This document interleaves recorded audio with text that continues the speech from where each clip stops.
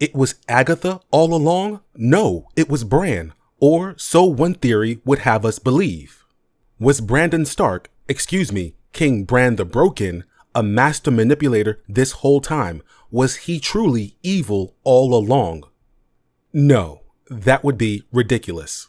And I'll tell you why, but before we get into things, the business. Consider supporting this channel on Patreon or becoming a channel member. Memberships go for as little as $1 a month. You get early access to videos, exclusive content, and sneak peeks at future projects. At the $3 tier, I'm introducing a new show where I talk more about other books outside of the A Song of Ice and Fire series. The very first episode is already up, and it is on A Song of Ice and Fire. I had to get that out of my system, but after that, we're exploring other sci-fi fantasy series. At the $3 tier, you also get your name at the end of every video. There are other perks as well, so check out my Patreon or check out my YouTube channel membership page. With that being said, let's get into it.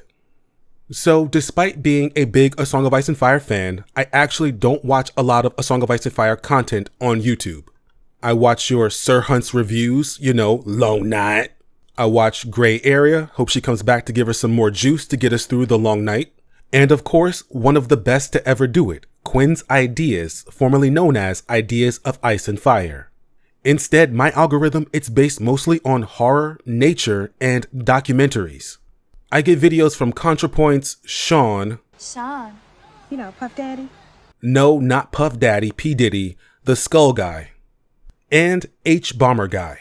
Harris Bomber Guy did a video covering the Sherlock Holmes BBC series he titled Sherlock is Garbage and Here's Why. Now, I haven't watched a single second of the Sherlock Holmes BBC series, but I did watch all of H. Bomber Guy's video reviewing it. There was one part of the video that really stood out to me, and yes, I promise you it's relevant to the topic at hand. Basically, Bomber Guy talks about how the later seasons of Sherlock had a steep decline in quality. The fans were mystified by this. How could a show that started off so good end up being so bad? And so the fans put forth the theory that hidden within season 4 of Sherlock are clues pointing towards a secret as yet to be revealed episode. That despite being an absolute mess, there are clues hidden in the show that the best is yet to come. All of the bad writing was for a reason. The show was building towards something better. So of course, this hidden episode, this secret special, never came to fruition because it never existed. The whole thing was a wild conspiracy theory cooked up by fans who were disappointed in the content they were provided with. They had to make up their own canon for why the show became a hot mess.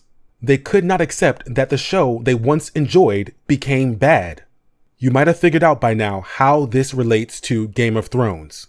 Because the later seasons of Game of Thrones were not well received. I'm not going to be the first YouTuber to point that out. And so the fans, they have come up with their own conspiracy theories to account for the sharp decline in quality. And one of these theories concerns Brandon Stark. Bran started the series as heir of Winterfell, and he ended the series as King of Westeros, King of the Six Kingdoms. It's 6 kingdoms now because his older sister took the other one in a power move that no one opposed. Which, okay, I guess, didn't Yara want independence for the Iron Islands as well? What happened to her wanting to be queen? But you know what, we're not here to talk about that. So let's not get started, let's get back to Bran the Broken.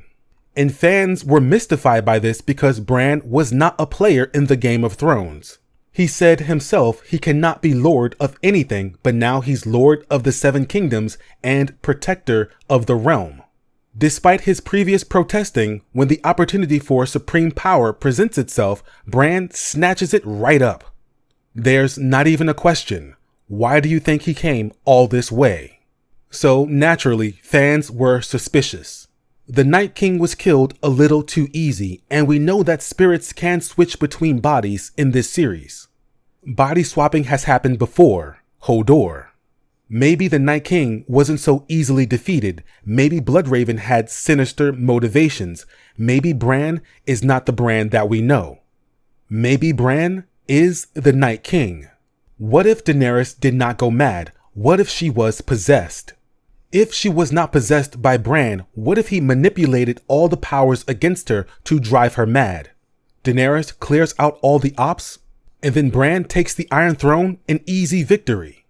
His only rival would be Jon, and what does he do to Jon? He exiles him. Bran, possessed by the Night King or Bloodraven, or perhaps both, now rules over Westeros with no one to contest him. Game over, and this is the dark ending. Now, based on the title of the video, you know I don't believe in this theory. For one, it grants Bran too much credit for things he did not do. Bran did not pull a Palpatine to secure supreme power. Because Palpatine, he put in that work. He played both sides expertly to become Emperor. What did Bran do? Nothing. He did not even use his powers to help during the long night. And part of that fight was about protecting him.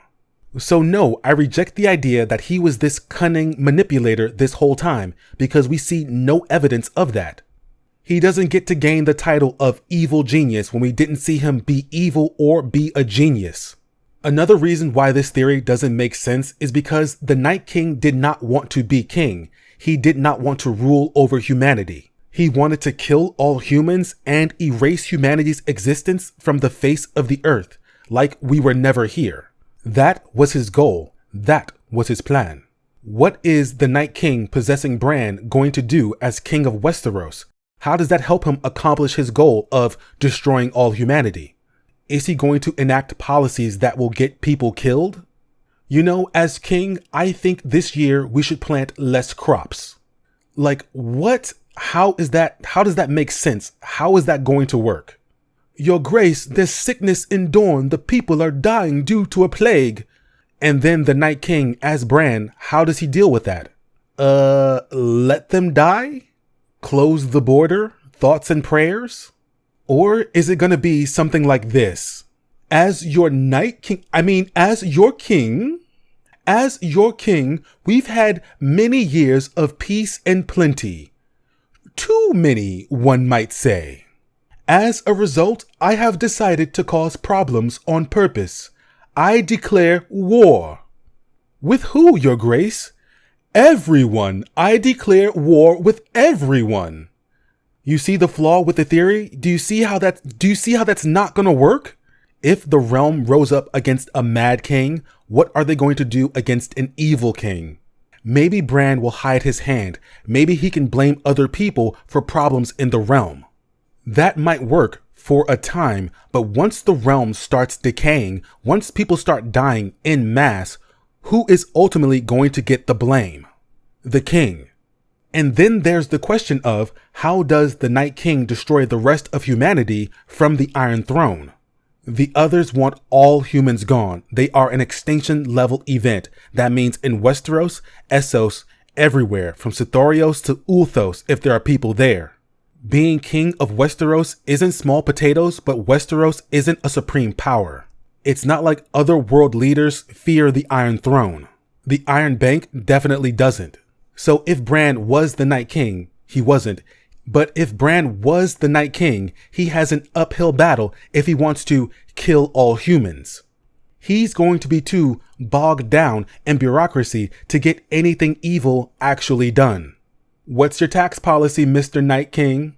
I can see Bran as the Night King sitting in his solar with a cup of wine, thinking to himself, first, I'll start with the Riverlands, then I'll make my way west. I'll kill them all. Ah, ha, ha, ha. And then someone knocks on the door. Your Grace, you have a bunch of papers to sign, marriages to approve of, and that great sept of Baelor, it's not going to rebuild itself. Damn it! So why do people hone in on this theory? Just what inspired the Bran is evil theory? Well, as I said at the start of the video, this comes from a deep dissatisfaction for what we got with the show. People have been left with a desire for something more. And so we get this Evil Bran. But why Evil Bran? This theory is inspired from other fantasy stories of a similar nature. I mentioned Emperor Palpatine from Star Wars because this is very much a Phantom Menace theory. It just does not work because there's no evidence to support it, and if it were true, it doesn't work out for Bran or the Night King as that character. He cannot be evil in plain sight. Another reason why this theory exists is because Game of Thrones and A Song of Ice and Fire, this series is known for being gritty, grimdark. Here's a puppy, a direwolf puppy. Isn't it adorable? Her name is Lady, and you should get attached to this puppy. Oh no, it's dead! You should feel bad. Because this series, it's serious business. These are the knights who say number 11. And so a series known for its darkness, it should have a proper grimdark ending, right? And grimdark means the bad guys won, all hope is lost. Well, yeah, if your goal is to tell the most boring, bland, cliche story possible. I've said this before, and it kind of goes without saying, it's stating the obvious. Martin is a bold storyteller. He is willing to push the envelope. He is willing to take this story in directions never seen before. We have seen villains manipulate and puppet other people on their way to power. It happens even in children's fantasy. This was Voldemort. A lot of people, including fans of this series, they're just not good storytellers. When crafting an idea, they're just going to draw inspiration from stuff they already know. That's why the Evil Bran Theory is so derivative. It's something we've seen before many other times in many other series. And that's why many theories in this series don't work so well, because most people don't have a good grasp on proper storytelling. They're going to repeat what they've already seen, which is why we have so many hidden Targaryen theories. This series is grimdark. That's why we have so many theories about who's going to sexually assault who's going to murder who's going to die a horrible death. Rarely do you ever get theories that are based on character. Most theories are based solely on plot. Because this series is also known for its twists and shocking revelations. That's why we have so many theories that rely on a wow, what a twist moment. Why did Varys talk to Sir Kevin on the night he murdered him instead of just shooting him and walking away? Well, it's because his little birds are listening. Someone is listening. Plot, plot, plot.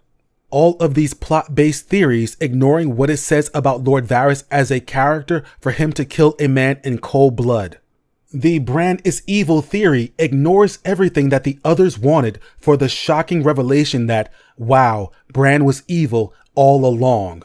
And Bran killed Summer too. Ha ha ha. No. I completely understand being disappointed with the final season of Game of Thrones. The long night wasn't as long as you anticipated, the Night King kind of folded pretty easily, and then Dany did what Dany did. And to add insult to injury, Bran became king. You yearned for something more the way the children yearn for the mines. But unfortunately, there is nothing more. What you saw is what you got. You can be like those people out there that say, I'm still mad. Or you can just move on and whatever, Dan and David, sure. It is very likely the ending of this show is within close proximity to what Martin has in mind. It's just that the execution, the delivery, it's like ordering something from Amazon, and when the delivery person arrives, instead of placing it on your porch as you instructed, they knock on the door, and when you open it, they take the package and smash it in your face. Dan and David were the pilots of this plane called Game of Thrones, and did they stick the landing in the end? Well, yeah, if the plane was Malaysia Airlines Flight 371. But anyway, the ending was not successful, and no theory is going to improve it.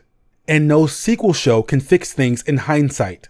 Because the very last thing we need as a fandom is Isaac Hempstead Wright with blue contacts as Brandon Stark, the Night King, having a sword fight with Kit Harington.